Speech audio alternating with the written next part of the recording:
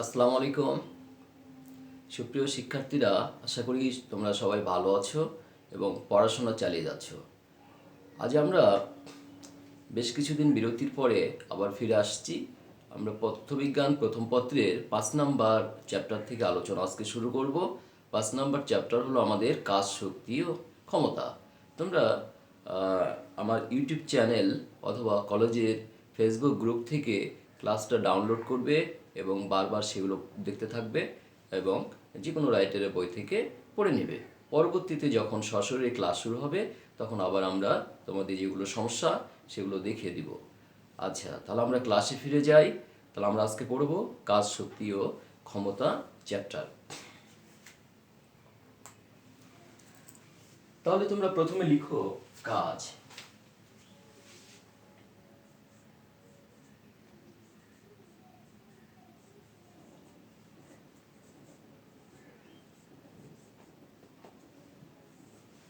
কাজ ইংরেজি ওয়ার্ক শব্দ থেকে কাজ আসছে। তাহলে কাজ কাকে বলে সে সংজ্ঞাটা আমরা আগে জানব। কাজ হলো কোনো বস্তুর উপরে যদি বল প্রয়োগ করি এবং বলের দিকে যদি বস্তু সরণ হয়, তাহলে এই প্রযুক্ত বল এবং সরণ এই দুটার গুণফলকে বলা হয় কাজ। কিন্তু যদি কোনো বস্তুর উপরে বল প্রয়োগ করলাম, বস্তুর সরণ ঘটলো না, বলের পরিমাণ যতই বেশি হোক, সরণ না ঘটলে সেখানে কাজ হবে না। তাহলে কোনো বস্তুর উপরে বল প্রয়োগ করি এবং বলের দিকে সরণ ঘটলে বল এবং সরণের গুণফলকে বলা হচ্ছে কাজ। তাহলে আমাদের কাজের সমীকরণটা হবে W সমান সমান আসলে হবে F ডট এস, কারণ বল এবং সরণ উভয় হলো ভেক্টর রাশি। এই দুটো ডট গুণফলকে বলা হয় কাজ। তাহলে এইখানে আমরা যদি ডট গুণফলকে ভাঙিয়ে লিখি তাহলে এফ এস কস থিটা এটা লিখতে পারবো। আমরা মনে করলাম এই পজিশনে আমার একটা বস্তু আছে, বস্তুর উপরে আমি এফ পরিমাণ বল প্রয়োগ করলাম। এখন বস্তুর সরণ যদি এই বরাবরই ঘটে, এ থেকে বস্তু যদি বি পজিশনে আসে, এস দূরত্ব অতিক্রম করে টি সময় পরে, তাহলে আমাদের এখানে কাজ হবে বল ইন্টু সরণের ডট গুণফল এফ ডট এস।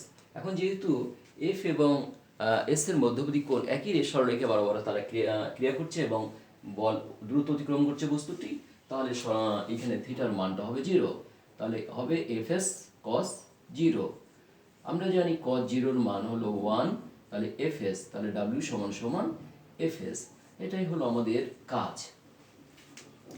এখন যদি বস্তুর আমরা বলটা প্রয়োগ করি, এটা তির্যকভাবে বল প্রয়োগ করি, যেমন একটা ফুটবলকে কিক করি আমরা, অনেক সময় সেটা কি উপর দিয়ে চলে যায়। তাহলে এইখানে অবশ্যই বলটা ভূমির সমান্তরালে প্রয়োগ করা হয়নি, একটা কোণ করে বলটা প্রয়োগ করা হয়েছে। অর্থাৎ আমরা এরকম চিন্তা করতে পারি, এইখানে যদি থিটা কোণ করে আমরা বল প্রয়োগ করি, এখানে একটা আমার ফুটবল আছে, এইভাবে বলটা প্রয়োগ করি, তাহলে আমাদের বল ইন্টু সরণ, তাহলে এখানেও আমাদের বল ইন্টু বলের দিকে সরণের উপাংশ, এটাকে বলা হবে কাজ। তাহলে আবার কাজের সংজ্ঞা এভাবেও বলা যাবে যে বল, প্রযুক্ত বল এবং বলের দিকে সরণের উপাংশ এই দুটার গুণফলকেও বলা হবে কাজ, অথবা বল ইন্টু সরণ এই দুটার গুণফলকেও বলা হবে কাজ, ডাব্লিউ। আচ্ছা, কাজ একটি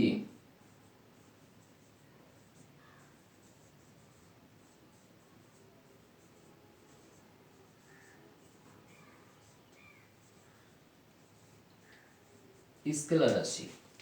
কাজ একটি স্কেলার রাশি, কারণ কাজের শুধু মান আছে, কোনো দিক নাই, তাহলে কাজ একটি স্কেলার রাশি।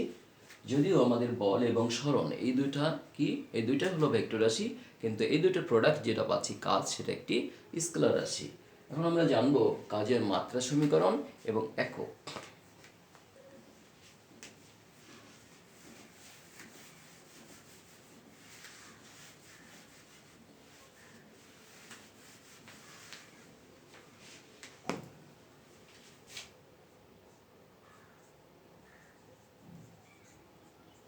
মাত্রা সমীকরণ,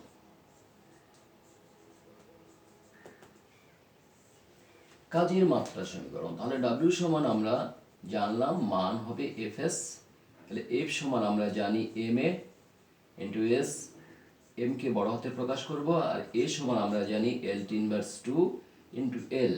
তাহলে আমাদের এখানে ফাইনালে যেটা হলো ml স্কোয়ার টি ইনভার্স 2। তাহলে এইটাই হলো আমাদের কাজের মাত্রা সমীকরণ। কাজের মাত্রা সমীকরণ হলো ml স্কোয়ার টি ইনভার্স 2। এখন আমরা দেখব যে কাজের এককটা কি।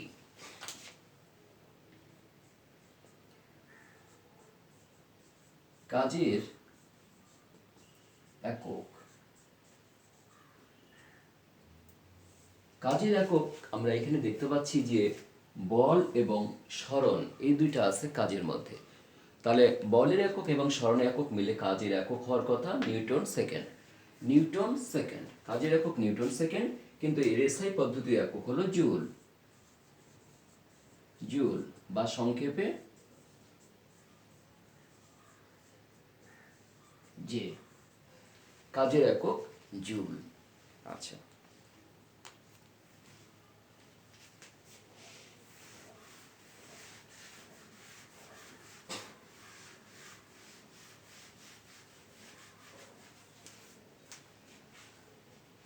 আমাদের জানা দরকার অনুধাবনমূলক প্রশ্নে অনেক সময় থাকে খ নাম্বার প্রশ্নে যে কী কী শর্তে কাজ শূন্য হয়। তাহলে সেটা আমরা একটু আলোচনা করি। কাজ শূন্য হওয়ার শর্ত, তোমরা লিখো কাজ শূন্য হওয়ার শর্ত। কাজ শূন্য হওয়ার শর্ত। কি কি শর্তে কাজ শূন্য হয়? তাহলে আমরা দেখলাম কাজের সমীকরণ W সমান সমান Fs বা Fs cos থিটা, এরকম কাজের সমীকরণ। তাহলে এখানে আমাদের বল এবং সরণ, বল এবং সরণ এই দুইটার মধ্যবর্তী কোণ যদি কত হয়, 90 ডিগ্রি হয়। বল প্রয়োগ করলাম এদিকে, এই বরাবর আমরা বল প্রয়োগ করলাম, আর সরণ যদি এদিকে হয়, বল আর সরণ মধ্যবর্তী কোণ যদি 90 ডিগ্রি হয়, তাহলে কাজ দেখা যাচ্ছে যে কাজের কোনো কিছুই হবে না। তাহলে কাজের মানটা হবে শূন্য। Fs into zero, that is zero. তাহলে কাজ হলো জিরো।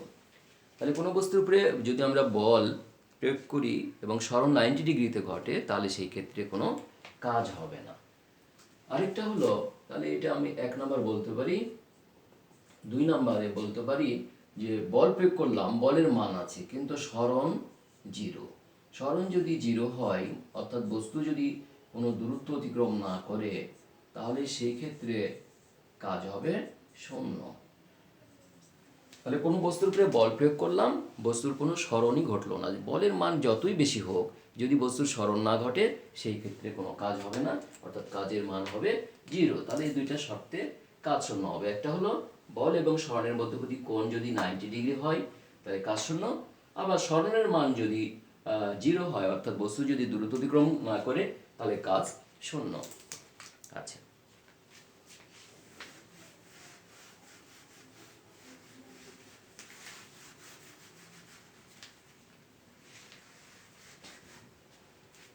এখন আমরা জানব বলের দ্বারা কাজ এবং বলের বিরুদ্ধে কাজ।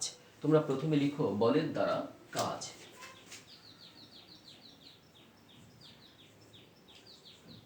বলের দ্বারা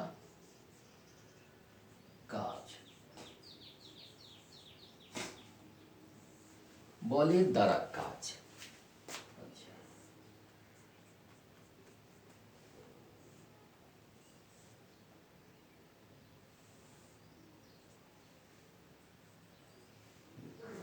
আমরা জানি যে কোনো বস্তু অভিকর্ষ বলের প্রভাবে উপর থেকে নিচে পতিত হয়, পৃথিবীর কেন্দ্রের দিকে আসে। যে কোনো বস্তু অভিকর্ষ বলের প্রভাবে উপর থেকে পৃথিবীর কেন্দ্রের দিকে বা পৃষ্ঠের দিকে অগ্রসর হয়, এটাকে বলা হচ্ছে অভিকর্ষ বল, সেটা আমরা জানি।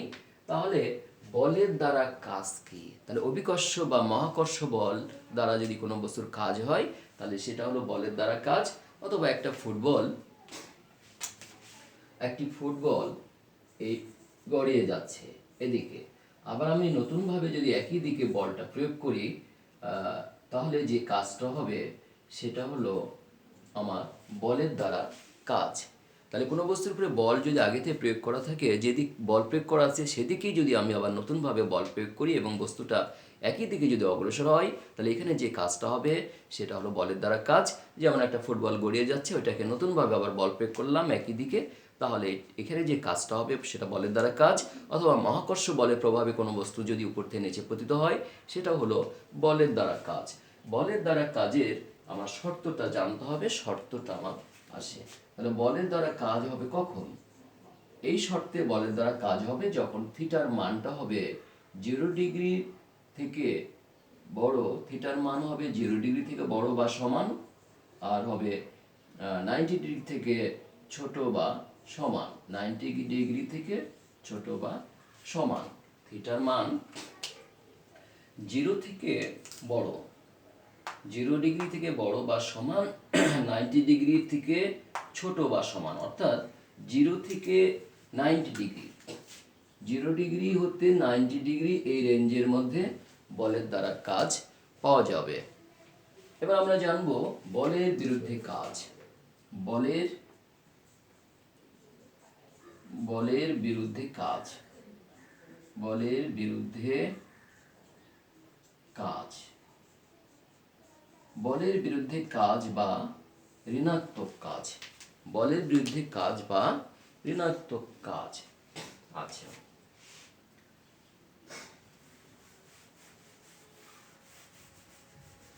বলের বিরুদ্ধে কাজ বা ঋণাত্মক কাজ।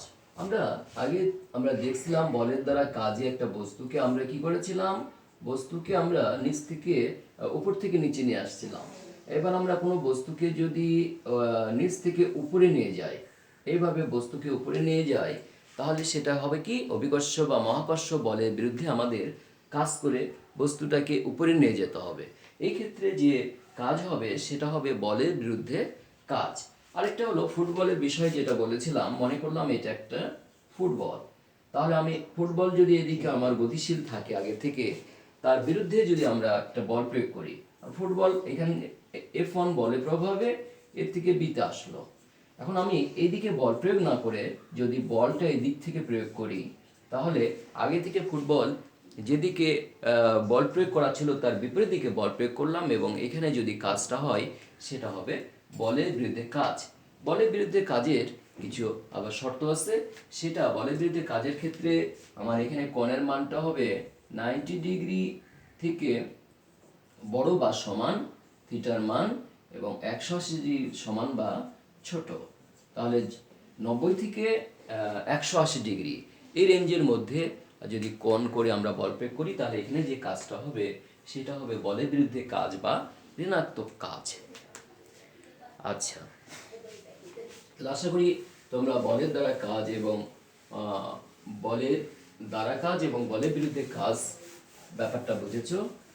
এখন আমাদের বিভিন্ন রকম কাজ আছে আরো, যেমন হলো ধ্রুব বল দ্বারা কাজ, পরিবর্তনশীল বল দ্বারা কাজ। এরকম ধ্রুব বল, তাহলে একটা ফিক্সড একটা বল, একটা আমরা ফুটবলকে প্রয়োগ করলাম, ফুটবলটা সামনে অগ্রসর হলো বা মাঠের এক প্রান্ত থেকে আরেক প্রান্ত চলে গেল, এইটা হলো কি বলে ধ্রুব বল দ্বারা কাজ।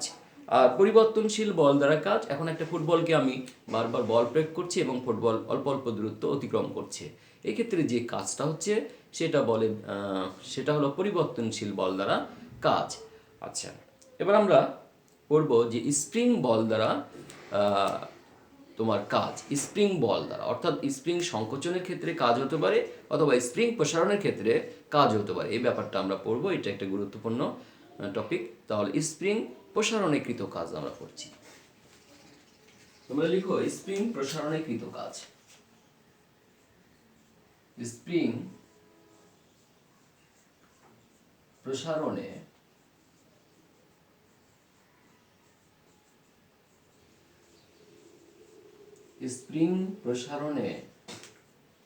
কৃত কাজ। আমরা এইখানে একটা আমরা চিত্র কল্পনা করছি, একটা দৃঢ় অবলম্বন থেকে একটা স্প্রিংকে আমরা এইভাবে রাখছি, একটা হালকা একটা ভর দিয়ে আমরা স্প্রিংকে এইভাবে রাখলাম। এখন যদি স্প্রিংকে প্রসারণ ঘটায়, অর্থাৎ 1 2 3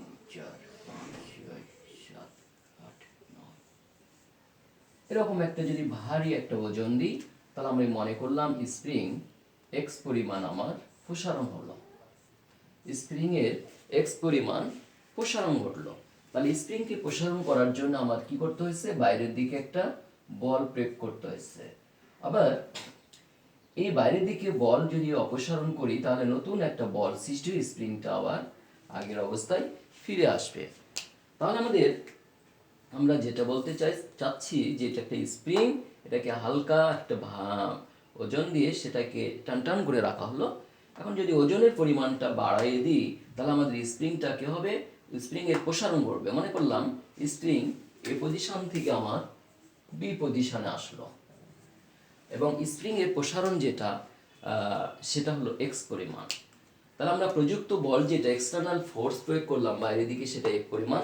এখন স্প্রিং যদি আমরা ভারটা অপসারণ করি, মানে কমিয়ে দিয়ে আগে সমান করি, তাহলে স্প্রিং আবার একটা বলের প্রভাবে ভেতরের দিকে আসবে। তাহলে যে বলের প্রভাবে কোনো স্প্রিং আগের অবস্থায় ফিরে আসবে, সেটাকে বলা হচ্ছে কি, প্রত্যয়নী বল বা রিস্টোরিং ফোর্স। যে বলের প্রভাবে কোনো বস্তু আগের অবস্থায় ফিরে আসে, সেটাকে বলা হচ্ছে প্রত্যয়নী বল বা রিস্টোরিং ফোর্স। আমরা জানি এই দুটো বল সমান, কিন্তু দিক হলো পরস্পর বিপরীত। আচ্ছা, এখন যে স্প্রিংটা প্রসারণ ঘটালাম এক্স পরিমাণ, এই স্প্রিং প্রসারণ ঘটাতে গেলে কাজ হবে, এই কাজের সমীকরণটা আমরা এখন দেখব। আমরা বিজ্ঞানী হুক একটা সূত্র দিয়েছে যে প্রত্যয়নী বল স্প্রিং এর প্রসারণের সমানুপাতিক, কিন্তু দিক বিপরীত। দ্যাট ইজ এইরকম, বিজ্ঞানী হুকের সূত্র হলো এফ সমানুপাতিক মাইনাস এক্স, বা এফ এস সমান সমান সমান মাইনাস কে এক্স। এখানে কি একটা কনস্ট্যান্ট, যেটাকে বলা হয় স্প্রিং ধ্রুবক। এখানে কি একটা কনস্ট্যান্ট, যেটাকে বলা হয় স্প্রিং ধ্রুবক। স্প্রিং ধ্রুবকের সংজ্ঞা আছে, সেটা আমি এই প্রশ্নটা পড়ানোর পরে সেটা আমরা আবার দেখব। F S. এখন আবার নিউটনের বস্তুর ভর যদি, যেটা দিয়ে আমরা পাচ্ছি সেটার ভর যদি এম হয়, তাহলে আমরা এখানে আবার বলতে পারি, আচ্ছা আগে আমরা প্রযুক্ত বল এবং প্রত্যয়নী বল এই দুইটা সমান, কিন্তু দিক পরস্পর বিপরীত। প্রযুক্ত বল এবং প্রত্যয়নী বল পরস্পর সমান, কিন্তু এই দুইটার দিক হলো পরস্পর বিপরীত দিকে। কারণ প্রযুক্ত বল এক্সটার্নাল ফোর্স আমরা প্রয়োগ করেছি এখান থেকে বাইরের দিকে, আর একটা বলের প্রভাবে স্প্রিং এই বল অপসারণ করলে, ভর অপসারণ করলে আগের অবস্থায় ফিরে আসবে, তাহলে এটাকে প্রত্যয়নী বল বলা হয়। এই দুইটা বল পরস্পর সমান, কিন্তু পরস্পর দিক বিপরীত। তাহলে আমরা এখন 1 ও 2 হতে আমরা যদি লিখি, তাহলে কি পাবো, 1 ও 2 হতে, 2 নাম্বার হতে, তাহলে আমরা এখানে লিখতে পারছি এফ সমান মাইনাস ইন্টু মাইনাস কে এক্স, তাহলে হচ্ছে প্লাস কে এক্স। তাহলে এফ সমান আমি পেলাম যেটা কে এক্স, এফ সমান কে এক্স মান পেলাম। আচ্ছা, এখন যদি আমরা এক স্প্রিংটাকে ক্ষুদ্র সরণ, মোট সরণ ঘটালাম এক্স পরিমাণ, ক্ষুদ্র ক্ষুদ্র এক্স এর মধ্যে ক্ষুদ্র ক্ষুদ্র অনেকগুলো সরণ আছে, ডিএক্স ডিএক্স এরকম, ডিএক্স ডিএক্স অনেকগুলো ডিএক্স পরিমাণ সরণ হতে পারে। মোট সরণের সমষ্টি হলো ডিএক্স প্লাস ডিএক্স এরকম, সেটা এক্স। তাহলে ক্ষুদ্র সরণ ঘটালে স্প্রিং এর আমার কাজ হবে ক্ষুদ্র। সেই ক্ষেত্রে আমাদের কৃত কাজ আমরা লিখতে পারি এরকম, ডিডব্লিউ সমান এফ ডিএক্স। আচ্ছা, এইটা আমরা 3 নম্বর সমীকরণ দিলাম। এখন স্প্রিংকে মোট যদি আমরা ডিএক্স ডিএক্স না করে মোট সরণ ঘটায় এক্স পরিমাণ, তাহলে মোট কৃত কাজ কতটুকু হবে, সেটা এই সমীকরণকে সমাকলন যদি করি লিমিট দিয়ে, তাহলে মোট কৃত কাজের পরিমাণটা আমরা পেয়ে যাব। তাহলে এখানে সমাকলন করব, সমাকলন ডিডব্লিউ সমান সমাকলন এফ ডিএক্স। এখন লিমিট দেবো, যেহেতু এখানে সরণ আমার ছিল না, সরণ ছিল 0, আর এখানে আমার সরণ হলো এক্স, এক্স সমান এক্স। এই রেঞ্জের মধ্যে যদি আমরা লিমিট দিয়ে কাজকে আমরা সমাকলন করি, তাহলে মোট কাজ কতটুকু স্প্রিং প্রসারণের জন্য, এক্স পরিমাণ প্রসারণের জন্য, সেটা আমরা পেয়ে যাব। তাহলে আমাদের ডিডব্লিউ কে সমাকলন করলে আমরা পাই ডাব্লিউ, এটা আমরা জানি। এখন এখানে এফ এর পরিবর্তে আমরা বসাবো কে এক্স, এফ এর পরিবর্তে কে X into DX 0 to x এরকম পেলাম। আচ্ছা,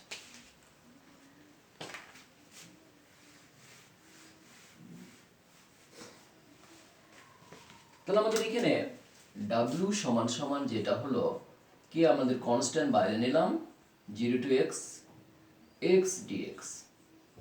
এখন এইখানে আমরা পাচ্ছি x স্কোয়ার ভাগ 2 লিমিট দিব 0 to x, তাহলে এখানে 1 ভাগ 2 k, তাহলে x স্কোয়ার 0 to x, তাহলে আমাদের এখানে হলো হাফ কে, x এর পরিবর্তে আপার লিমিট x স্কোয়ার, x এর পরিবর্তে 0 0 স্কোয়ার, তার মানে আমরা পেলাম হাফ কে x স্কোয়ার। এটাই হলো আমার কৃত কাজের সমীকরণ। আর এইখানে আমি এটা আমার সূত্র সমাকলন x to the power n dx, সমাকলন x to the power n dx সমান x to the power n plus 1 divide by n plus 1। এই সূত্র ব্যবহার করে আমি এই মানটা এখানে পাচ্ছি। তাহলে আমাদের কোনো একটা স্প্রিংকে যদি আমি প্রসারণ ঘটাই, কোনো স্প্রিংকে যদি প্রসারণ ঘটাই x পরিমাণ, তাহলে আমাদের কৃত কাজের যে মানটা হবে সেটা w সমান হাফ কে x স্কোয়ার। এখানে w হলো কাজ, কেটা হলো স্প্রিং ধ্রুবক, x হলো স্প্রিং এর প্রসারণ। একই স্প্রিংকে যদি সংকোচন ঘটায় তাহলে একই পরিমাণ কাজ পাওয়া যাবে, একটা হবে ঋণাত্মক একটা ধনাত্মক। আচ্ছা, এখন আমাদের স্প্রিং ধ্রুবকের বিষয়টা একটু জানা দরকার। স্প্রিং ধ্রুবক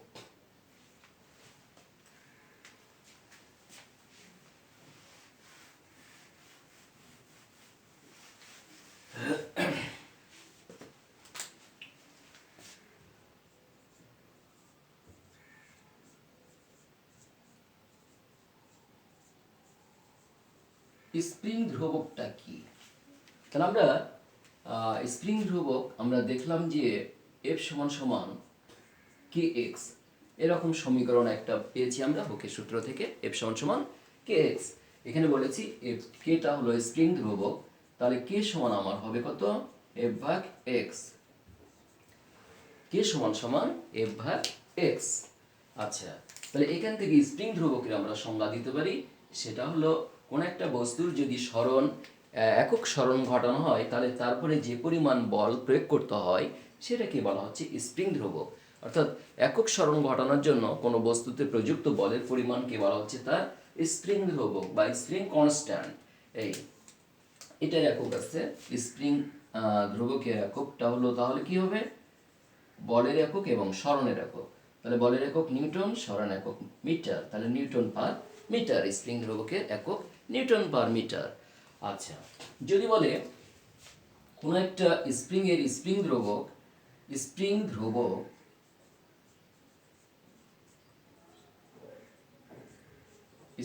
ধ্রুবক 2 নিউটন পার মিটার বলতে কি বুঝো? এরকম যদি প্রশ্ন থাকে যে স্প্রিং ধ্রুবক 2 নিউটন পার মিটার বলতে কি বুঝো, এরকম প্রশ্ন থাকলে আমরা এটা একটা খ নাম্বার উপযুক্ত প্রশ্ন অনেক সময় থাকে। তাহলে আমরা কি বলবো এখান থেকে যে স্প্রিং ধ্রুবক 2 নিউটন পার মিটার, তাহলে কোনো স্প্রিং এর একক 1 মিটার প্রসারণ ঘটাতে 1 মিটার পরিমাণ প্রসারণ ঘটাতে 2 নিউটন বল প্রয়োগ করতে হবে। কোন স্প্রিং এর স্প্রিং ধ্রুবক 2 নিউটন পার মিটার বলতে আমরা বুঝবো ওই স্প্রিং এর 1 মিটার প্রসারণ ঘটাতে 2 নিউটন বল প্রয়োগ করতে হবে। আচ্ছা, তো সুপ্রিয় শিক্ষার্থীরা, আমার কাজের উপরে এই আলোচনা আজকে ছিল। আগামী ক্লাসে আমরা শক্তির উপর বিস্তারিত আলোচনা করব। আশা করি তোমরা পড়াশোনা চালিয়ে যাচ্ছ এবং আমার ক্লাসটা ইউটিউব চ্যানেল থেকে অথবা কলেজের ফেসবুক গ্রুপ থেকে ডাউনলোড করে সেগুলো বারবার পড়তে থাকবে। তোমরা সবাই ভালো থাকো, সুস্থ থাকো, এই আশাবাদ ব্যক্ত করে আজকের মতো শেষ করলাম। আল্লাহ হাফেজ।